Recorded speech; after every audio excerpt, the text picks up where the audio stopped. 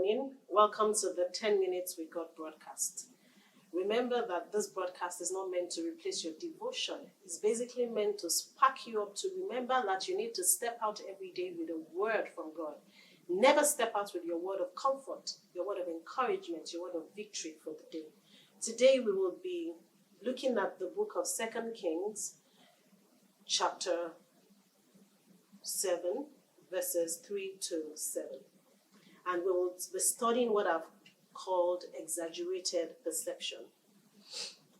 Now there were 4 leprous men at the entrance of the gate, and they said to one another, "Why are we sitting here until we die?" These were the lepers at the gate of Samaria when there was famine in Samaria, and God had spoken a word of miracle for them, and that miracle was supposed to happen within 24 hours. Why are we sitting here until we die? If we say we will enter the city, the famine is in the city, and we shall die there. And if we sit here, we die also. Now therefore, come, let us surrender to the army of the Syrians. If they keep us alive, we live. And if they kill us, then we shall only die, which we would have anyways if we stayed in the famine. And they rose at twilight to go to the camp of the Syrians. And when they had come to the outskirts of the Syrian camp, to their surprise, no one was there. For the Lord had caused the army of the Syrians to hear the noise of chariots and the noise of horses, the noise of a great army. So they said to one another, "Look, the king of Israel has hired against us the kings of the Hittites, the kings of the Egyptians, and all of them to attack us." Therefore they arose and they fled at twilight and left the camp intact, their tents, their horses, their donkeys, all their resources, and they fled for their lives. Sometimes, to intimidate the devil and to bring us miraculous interventions, God uses certain forms of perception, exaggerated perception. He covers up our weaknesses.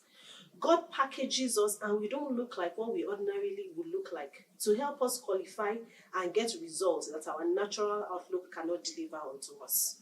God covers our weaknesses. You know what God told me about verse 6? He said, the army of Israel neither did lepers. They did not have military clouds. What they lacked was military clouds. So they didn't have the army strength to go against the Syrians. But God covered their weaknesses. He covered that their weakness of lack of clouds. The God who carries clouds was their God. Who is the owner of clouds? He owns the military power, the political power, health sector, economic sector, whatever, educational sector. Jehovah himself, the owner and the orchestrator of clouds, he can throw his weight around to cover our weaknesses. He owns and controls every sector. He's Jehovah, the clouds himself. He has all the clouds and the bragado. So sometimes when we feel inadequate, when we get into that place where we rub off on him, he begins to rub his cloud on us, begins to cover up the things that ordinarily we are not able to produce from within us. So God decided to show up with his cloud and in his full pageantry for his children. He said, you know what? Basically, you know how I see this thing? I see God just tapped his feet a little tap of his feet from heaven.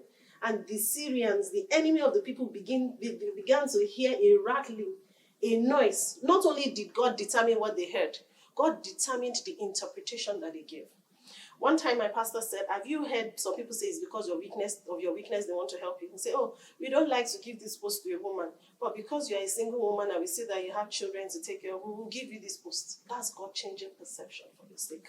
You know, we don't usually like people who stammer, but we just feel that you're fit for this post. So God can begin to change the perception of people just to give an exaggerated perception to cover up your weaknesses, to ensure you attain some levels of favor. You know, God made them to hear a noise, make them to interpret the noise in the way that will favor his children. They heard a noise, and the only explanation they could give, of all the explanations they could think about, was that the Israelites went to hire other nations, armies from other nations to fight for them. But yes, it was they actually had extra army support, the host of heaven. It was like the children had an additional support, but yes, they did. The captain of the host of heaven himself is their father. So they actually had army support. They just didn't realize the army support that they had. God is all the support we need. Rattling in our supports, rattling everywhere that I said, so Father, rattle ahead for me. Let people see bigger footsteps than the footsteps that I came in here with. When I put up a proposal, let them see beyond the things I've written in the proposal. One way that I always believe that we can cause God to rattle for us is when we speak in tongues. When we just say, Mare kato satelia bozanda legerere, bo shata kazanda legerere. We are rattling the enemy kingdom. They begin to hear bam, bam, bam. Yet, all that was coming was Ibuko. But I was coming with the God of clouds himself. The footstep of the lepers, weak, scared steps, not only weak, but scared steps, from incomplete limbs began to sound like a mighty hand. What a mighty God we serve. A mighty God, the God that can make our little become much.